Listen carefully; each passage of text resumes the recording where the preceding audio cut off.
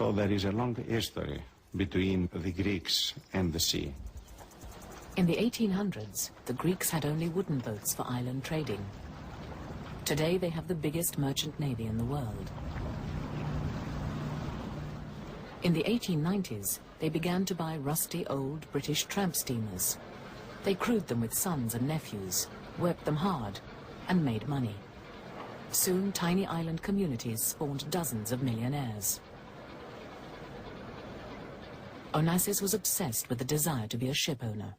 Onassis was a practical man, and he knew that if he wanted to be in the shipping business, he had to learn. And he was not ashamed of learning. Up until his death, he wanted to learn. London was and is the most important shipping centre in the world. For hundreds of years, much of the city's wealth has come from brokering, chartering, shipping, and shipping insurance.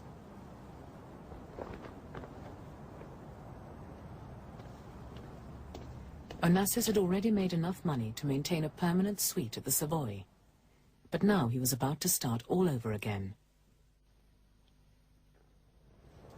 He worked grueling hours in a small backroom shipping office. He learned how to risk his money in a risky business, one where almost daily freight rates soar and plunge on the trading floor of the Baltic Exchange. I'm a Greek ship owner, and my father was a Greek ship owner. And you have to know, it's just like poker, when to get out and when to go in. And, you know, shipping is a tremendously gambling thing. It's timing.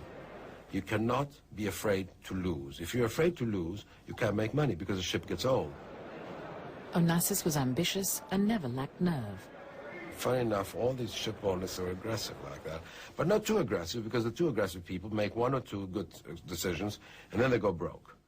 In the years of depression, he was told that there were a couple of ships laid up and he could buy them for a song at the time. Of course, nobody knew what he was going to do with the ships.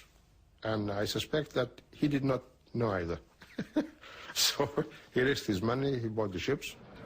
10 Canadian cargo ships were going cheap. Onassis bargained hard, paid cash, and bought 6 with his own money. With world shipping in the doldrums, he was taking a serious risk. But he had timed it right. The world depression eased, and before long he was getting a handsome return on his investment.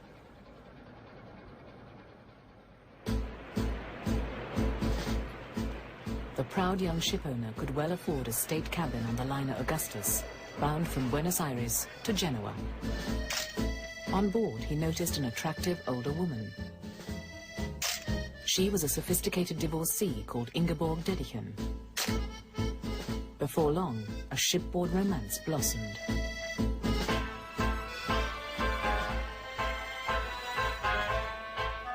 In all his serious love affairs, Onassis was attracted to strong, independent women. Throughout the 30s, he and Inge traveled everywhere together.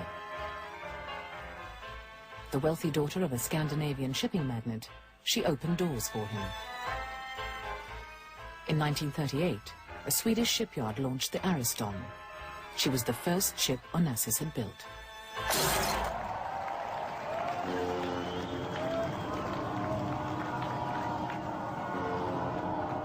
Well, Onassis was a man who could foresee a lot of things, and he was always looking ahead of his times.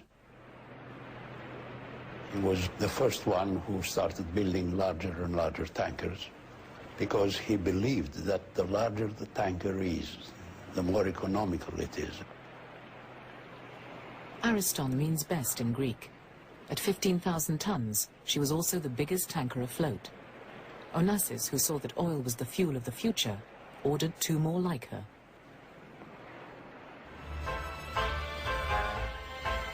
The Ariston's maiden voyage was cause for celebration. A party of friends joined the ship. She was the first tanker to have a swimming pool. But the Second World War caught Onassis by surprise. In April 1940, an invasion fleet sailed from Germany.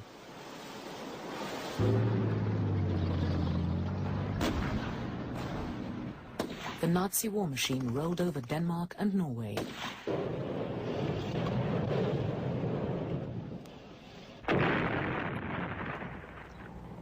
Anxious to avoid the same fate, Sweden declared itself neutral and impounded the ships of combatant nations. Onassis' 3 new ships were moored in Swedish docks for the rest of the war.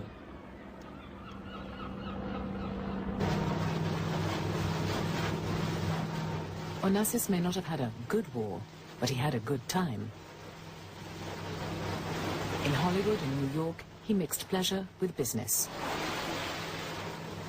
He relaxed with Stavros Niarchos, a fellow self-made Greek millionaire, who shared his love of ships and women. Onassis said, "I approach every woman as a potential mistress." If you walked into a room and you didn't know who he was, you'd still pay attention to him. And I noticed that, because a lot of people look like Onassis in Greece. Half the population looks like Onassis. He was short, ugly, but he, he had far more presence than a lot of far, far better looking men that I've met. He wasn't awed by women, and of course he was extremely generous.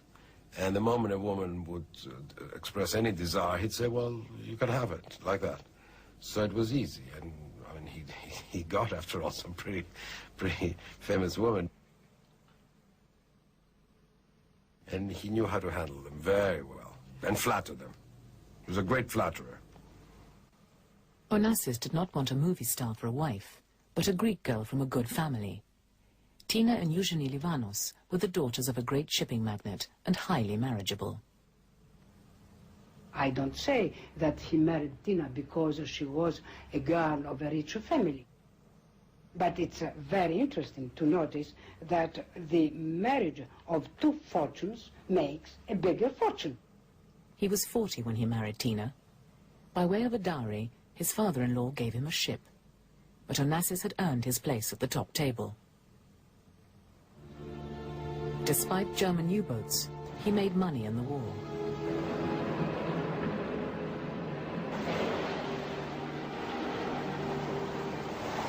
A ship chartered to the Allies earned $250,000 a year. 450 Greek merchant ships took part in the war. 360 were sunk. Only Onassis never lost a ship or a sailor. But would his luck hold when the war was over? It wasn't as easy to make money after World War II as people suppose. The reason why a lot of people made money was because they took tremendous chances, because they knew they were visionaries. They knew that America had to rebuild the world. How do you rebuild the world? Not by train, but by ship. At the end of the war, non-US citizens were forbidden to buy American Liberty ships. But with a clever lawyer and a dummy corporation, Onassis snapped up 16 Liberty ships and 4 surplus tankers. In the winter fuel crisis of 1947, his ready-made fleet made big money. Well, of course, Onassis was not a saint. Onassis would look into the deals, find out whether there are loopholes, take his chances and go ahead. But he would never violate the law. He would be at the brink of the law. He will perform the law in his own way.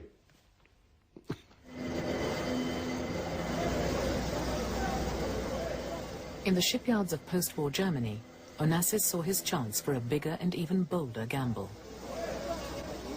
Well, then he visited Germany, and he saw that it was wiped out. Nothing was there, and he asked them whether they could build for him some ships, particular tankers. And they said that they cannot because they lacked finances. But if they had a contract for about 30 ships,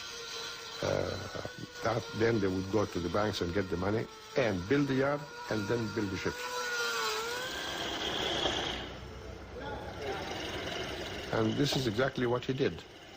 And he signed a contract for 30, if I remember correctly, 30 ships, 30 tankers. He started building tankers, which were called in those days monster tankers, which were about 46,000 tons, which today is a handy size.